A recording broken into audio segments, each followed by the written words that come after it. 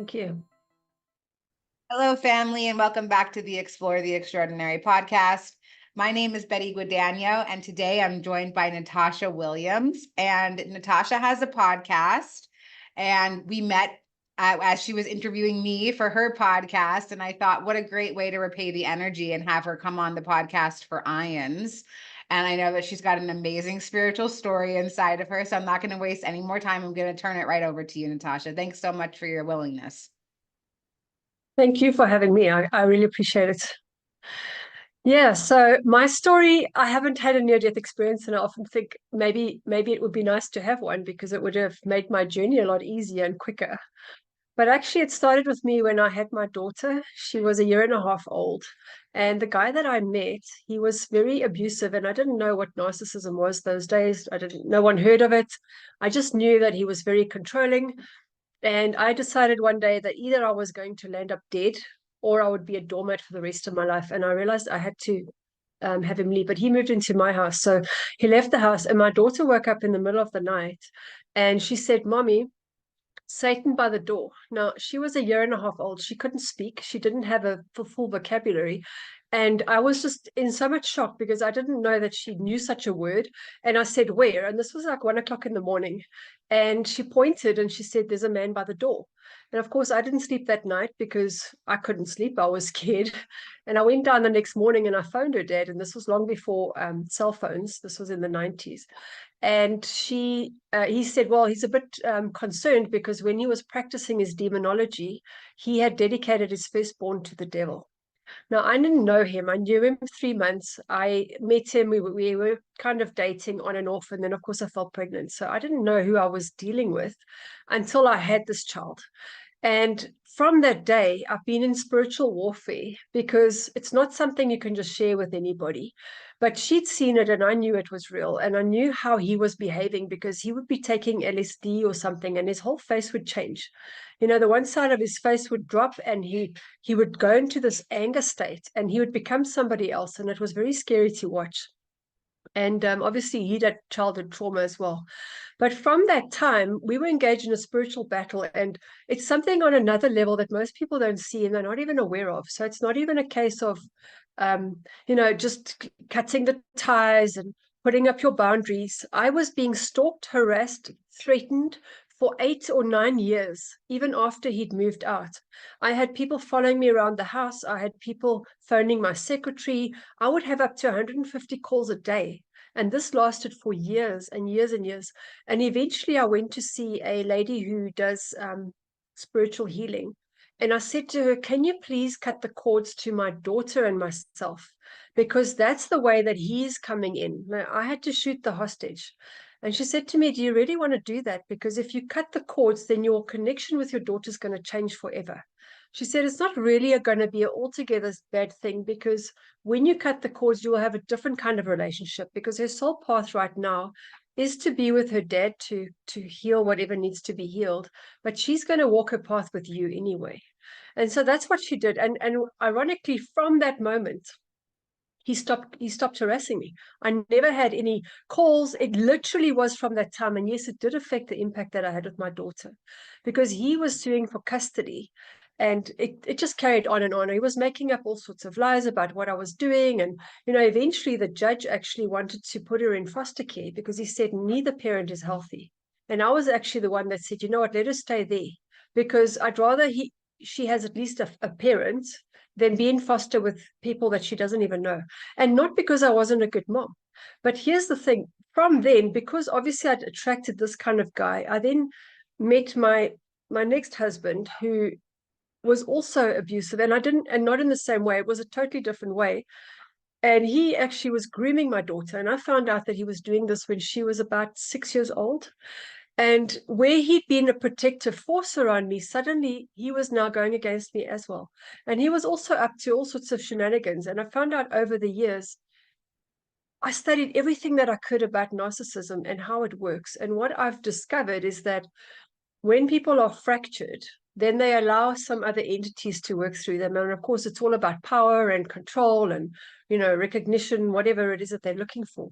And half the time, they don't even know what they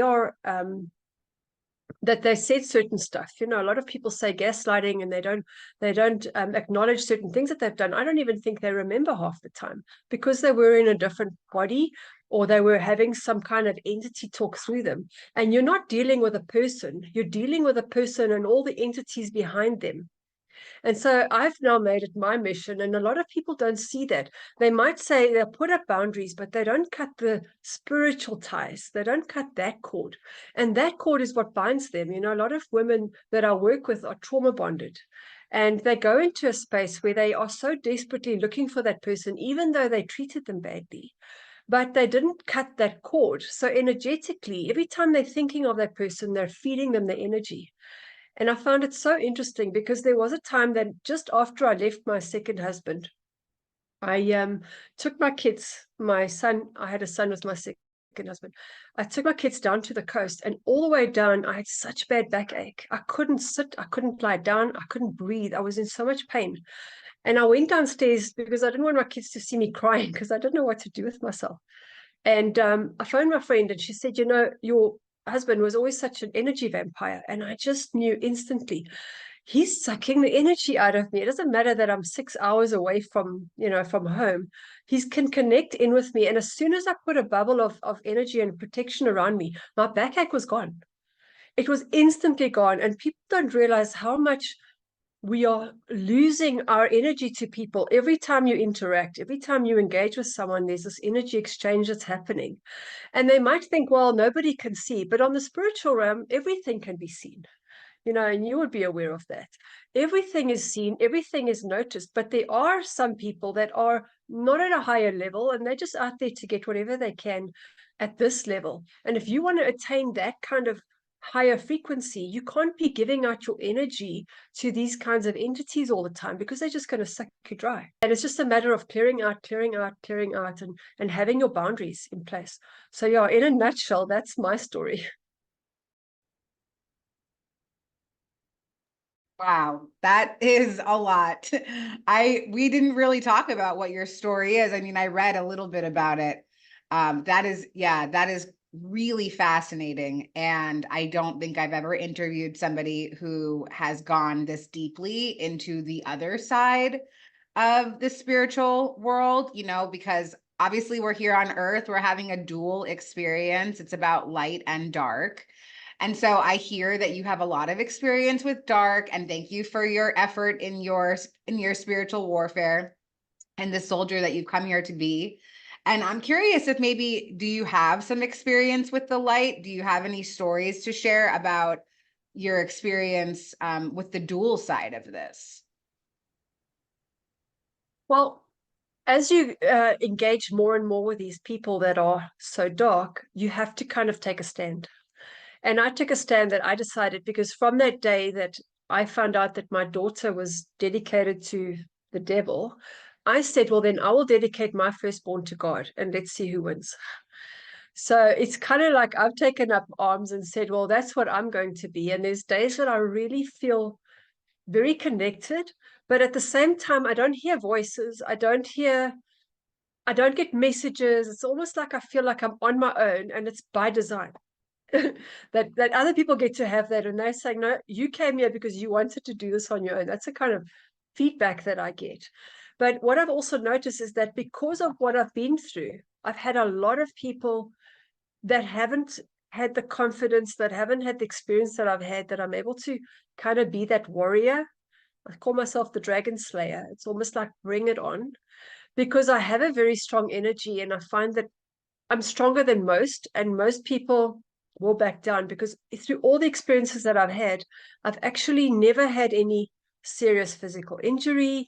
I've never encountered anything bad that ever happened, and I've been in some really hairy situations.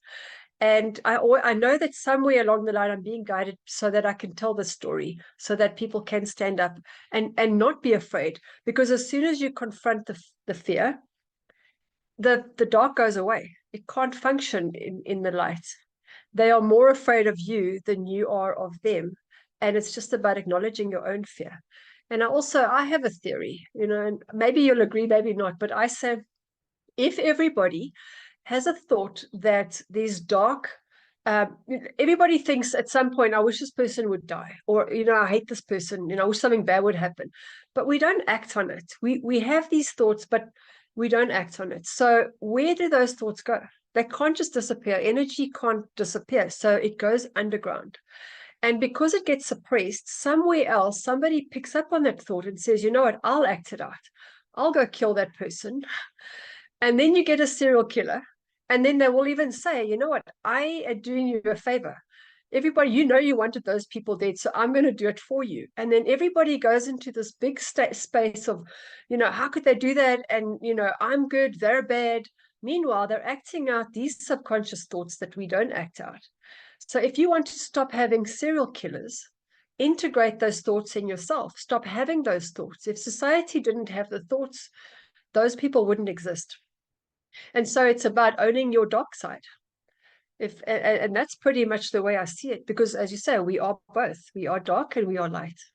Wow, that's a really interesting theory. And my mind is obviously going in 1,000 different directions. We could talk here all day and debate this, or, like consciously create out of it. So yeah, one of the things that came up for me while you were saying that is, like, are these our thoughts? Are they the thoughts of the collective? Have they always been there? Are we just kind of tapping into a negative thought because it's always existed? Is that the purpose of the Earth experiment, was to see if we could find our way out of the negative thoughts? I study A Course in Miracles, which is a metaphysical text, and it tells me that this whole world is a dream that was spiraled off of one tiny mad idea.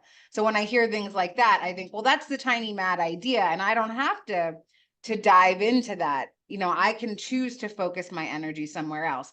I want to talk about the healing modalities that you've found. Like, you're talking about transmuting crazy, heavy, dense experiences. And I want to find out, how did you find the tools that really helped you? Who are the teachers that help you? Yeah, talk about it. Yeah, sure.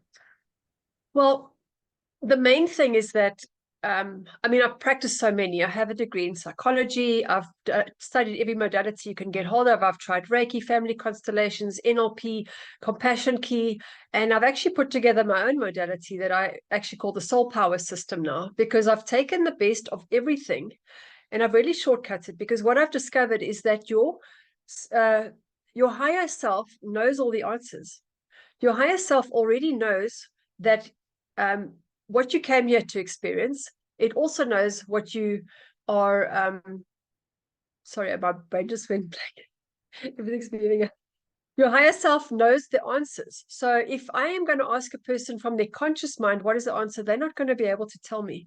But I allow people to tap into that higher self to get the answers. And that's what I use in my soul power system. So I actually find when I get people to go into a space where they are not accessing their conscious mind, and they go into a space where they're just not thinking at all, they allow the higher self to come through and give the answers and actually just join the dots.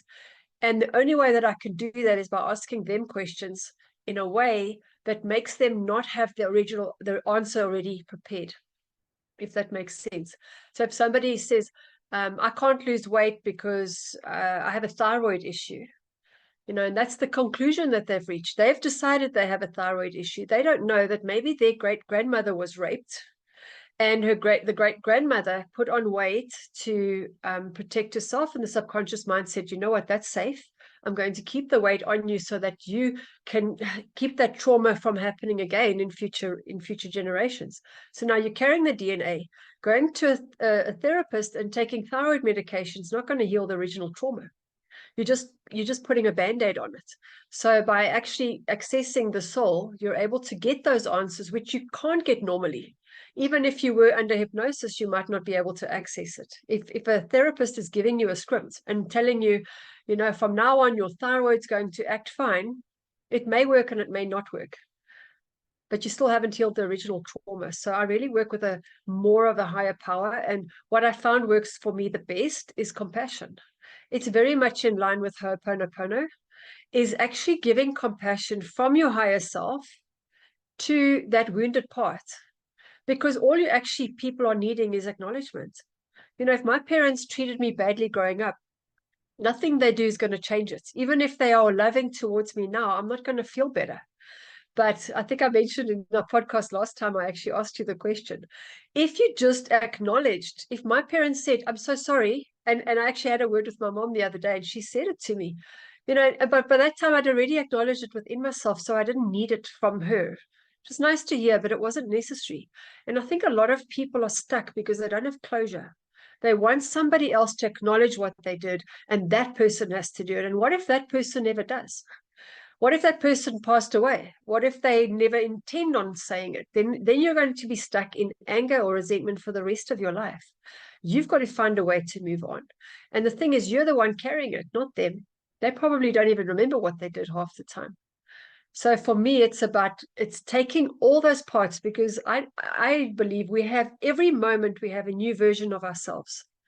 So even now that I'm a new person from who I was 5 minutes ago when the call started, it's like I'm just another person. So all of those parts is like a mirror of a mirror of a mirror of a mirror.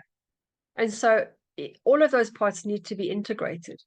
And that's how you change your outcome, because you can access past lives just by accessing a trigger here.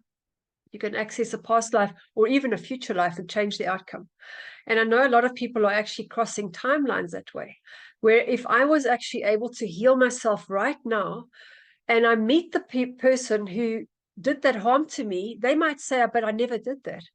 And it might be true, because I'm talking to a new person who's operating from a timeline that didn't do it in that timeline. So it starts getting a bit confusing for some people. They might say, well, now she's lost it, but that's the way I see it. Oh man, I love that outlook on it. Because you know why I like it? So, okay, as you were saying that, I'm thinking, okay, so I confront an abuser from my past and they say, well, that never happened. And so like you said, the term gaslighting kind of gets thrown around a lot because there could be a million different spiritually significant meanings and outcomes to all of that. So let's say that I approach my abuser and he's like, that never happened. And I'm like, okay, but I remember it different. But it doesn't even matter if he acknowledges it, because it's about my own healing. It doesn't matter if he ever says, yeah, I did that, I'm sorry, and whatever, because that's not what it's about. This is an internal, individual spiritual journey. And I don't even know if anybody else actually exists. You know, this could all just be made up inside my mind. And it's really, I'm the hero of this story. I'm the hero of my own journey. And it's just about me slaying the dragons, getting the boon, coming back to the ordinary world, you know, the entirety of the hero's journey. I love that, because for me, it brings the responsibility back to me. I am responsible for my own healing. And when I put responsibility on anybody else, I'm only setting myself up with unrealistic expectations and future resentments, which cause more of this cycle of exactly what you're talking about. That's amazing. I love that. Yeah, I want to know, like, your experience is super individual. Have you been able to find people that have had similar experiences? Do you feel like you're understood in your experience? Yes, I have, but not in person. And I think it's because I did a past life regression. I actually do life between life regressions and stuff like that as well. But I came back knowing I'm a light worker. And this was many years ago, before the term even existed. So when they said, it was just confirmation for me. And there are many light workers that came here to Earth. And I think a lot of us chose lifetime after lifetime to experience being burnt at the stake, being drowned as a witch, being, whatever it is, stoned to death. And I've had many experiences where I remember those. I remember being there, and I've had the physiological response to it as well. And and we are starting to actually speak out now, and there are many light workers online now that I've connected with, that I can speak to them openly like I can to you, and just say these things without anybody thinking, well, she's lost her marbles. But I know what I'm talking about, and so do they. I don't have to justify it. I'm not trying to prove anything. If you don't like what I have to say, don't watch it. But I know I'm talking to the people that know they came here with a bigger purpose. And I think we all are here for this great awakening, or the great work, whatever it is that we're here to do, because we are here to uplift humanity. And I remember, even as a very young child, knowing that I don't belong in my family. You know, I looked at my mom and I said to her, "You're not my mother." And she said to me, "Well, I am your mother." I said, "Well, I need to see my birth certificate." But that doesn't help anyway, because I didn't recognize these people. I didn't feel like I fit in at all. I knew that people could read my mind, and I asked her, "Can people read thoughts?" She said, "No, man, what are you talking about?" But I knew that somewhere, you know, people can do that. And I've always known that I am not my body. I would look in the mirror and know, that's interesting. Why did you choose that body? You know, uh, for whatever reason. And when people get upset with me, you know, especially like I said, we have racism in this country. If a black person looks at me as if I'm so bad because I'm white, and I think, well, why are you looking at me? You chose a black body. I chose a white body. So what? But no, not here, not where I stay. Um, some people kind of tolerate me, but if I were to have this open discussion like I have with you, very few people get it. I have a lot of people online that I can speak to, but for the majority, most people are pretty much, you know, what you see is what you get. They don't really understand. Although it's happening more and more, especially with my clients, that when I talk to them about the spiritual narcissism, the spiritual warfare, they totally get it. And I'm the first one that they have heard actually talks about it, that actually brings up the topic and says it, and they knew it already, but they didn't want to speak to anyone else about it because everyone just talks about what's going on in the physical. Wow, that's, well, you know, I think that that's amazing to be able to create space like that and to be and feel understood. And when I think about spirituality or the spiritual experience, there are so many, like, there's just so many outlets and there's so many timelines, and people are really passionate about different things. Like, we go into different sects of this, and, you know, it's not rigid. You don't have to stay in one idea. You can shift to something else. In my own spiritual journey, I have resonated with so many different things at different points in my journey. So, you know, like, if I would have stayed on the path that I was in the beginning, I would be a much different person than I am today. And thank goodness for that spiritual principle of open-mindedness, so that I can choose to put my energy into different things. If something's no longer working for me, or if I feel like I got everything that I could out of that healing modality or that information or that teacher, I can move on to the next. And that's the really cool thing about this journey. I really love that. You talked a little bit about life between life regression, and I'm wondering if you feel comfortable talking about that a little bit, maybe explaining what the concept is, just in case somebody doesn't know what it is, and then some of the information that you received in some of your regressions. Yeah, sure.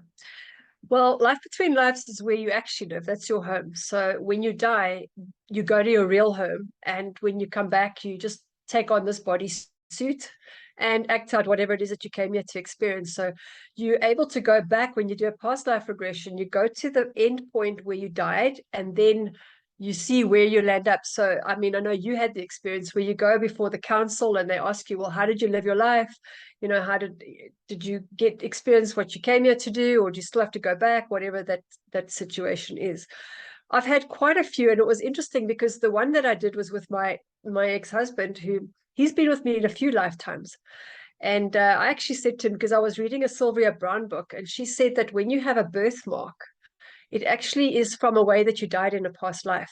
So I know that I was executed, and I have bullet marks in my neck. I've got a few other birthmarks as well from other experiences. But my ex-husband, we were together in England, and I hate England. England is like, to me, it reminds me of poverty. And I know I was 18 years old. I died in poverty. It was raining. There were rats. It was just horrible. And I was dating this guy who had money, and I was living in the poor side of town, and he was living in the rich side of town. And when I did a regression on him, he told me that he was a squire, and he was the son of a barrister, or something, or the other way around. I can't remember. And he was going to inherit his dad's fortune when he turned 40. And he was just used to go down to Central Park, and he would womanize. You know, those were the days of Victorian days where the women used to wear gloves and be all dressed up with their parasols. And he was womanizing. And he actually was busy writing a letter to a girl who lived on the East End, who was in poverty. And he was telling her he couldn't see her anymore because she was below his class. And then she landed up dying, and he actually went to her grave in the rain to kind of say, you know, that he's sorry for what he did, but it was too late. She died of starvation. And then his coach was robbed, and he got stabbed with a knife in his side, and they stole his pocket watch. And it was the day before his 40th birthday. It was the day before he was about to inherit his father's estate. And he never married. He never dated anybody after that.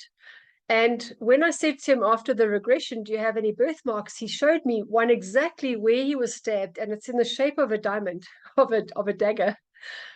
And I said to him, I know I was that woman. And interestingly enough, in this lifetime, he is of a lower, he's colored, he's not white. In South Africa, we also have class. So he was colored and he was like beneath the class. But when we were married, he always used to feed me. It was just so interesting how this kind of played out in this lifetime, where he was now making sure I didn't die. That was Well, just one of them. that is amazing. Thank you for sharing that story. That's amazing. Yeah, I also have done, well, not only was it part of my spiritual experience, seeing the life between lives, but then I've also done some regressions as well. And I also have a birthmark on my back, and it's like just a straight line. And I was stabbed in the back. I also have a birthmark inside my eye. And I guess at some point in history, people used to assassinate others by stabbing them with like a thin dagger in their eye. So yeah, that's all really fascinating. And I think that it's amazing the modalities that we find to give us some peace and some solace and to explain things. Things can't be what they are on the surface. There must be deeper meaning. So for me, and I think for you as well, being on a quest to find that deeper meaning can bring so much peace into a person's life. You're talking about experiences in your life that are really dense and super, super intense. And somehow you've managed to make your way through it and to create conscious space. So I'm wondering if you'll talk a little bit about your podcast. Yeah, sure.